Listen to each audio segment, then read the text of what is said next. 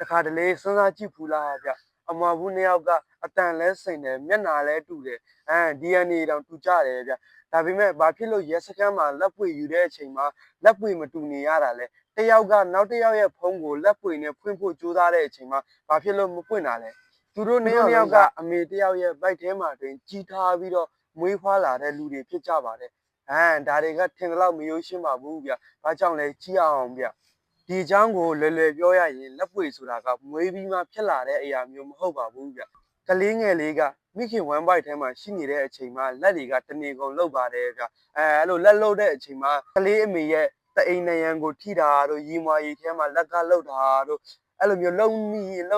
နဲ့လက်တွေထဲမှာအရေးအကြောင်းပေါ်လာပြီးတော့ဖြစ်လာတာဗျဒါတွေက DNA ကြောင့်လည်းမဟုတ်ပါဘူးဗျအမွာဘူးနှစ်ယောက်က DNA တူတော်လဲသူတို့ရဲ့ကြီးထွားနေတဲ့နေရာချင်းမတူနိုင်ဘူးဗျမိခင်တယောက်ရဲ့1 byte ထဲမှာဆိုပေမဲ့တယောက်ကညာဘက်တယောက်ကဘက်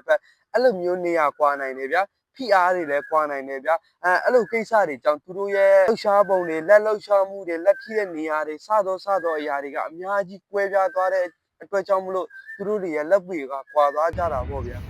ပညာရှင်တွေပြောပြတာကတော့လူနှစ်ယောက်လက်ပွေတူဖို့ဆိုတာက case ပေါင်း64 billion မှာတစ်ခုလောက်ပဲရှိနိုင်တယ်တဲ့ဆိုတော့စဉ်းစားကြည့်ဖို့ဗျာကျွန်တော်တို့လက်ရှိချိန်မှာကမ္ဘာပေါ်မှာလူပေါင်း 8.5 billion လောက်ပဲရှိတာဗျာဆိုတော့လူနှစ်ယောက်လက်ပွေတူဖို့ဆိုတာကမဖြစ်နိုင်သလောက်ပါပဲဗျာအကြောင်းလက်ပွေဆိုတာကတဘာဝတရားကလူတယောက်ချင်းစီအတွက်ပေးထားတဲ့ကိုယ်ပိုင်အမှတ်သားပဲဖြစ်ပါတယ်ဗျ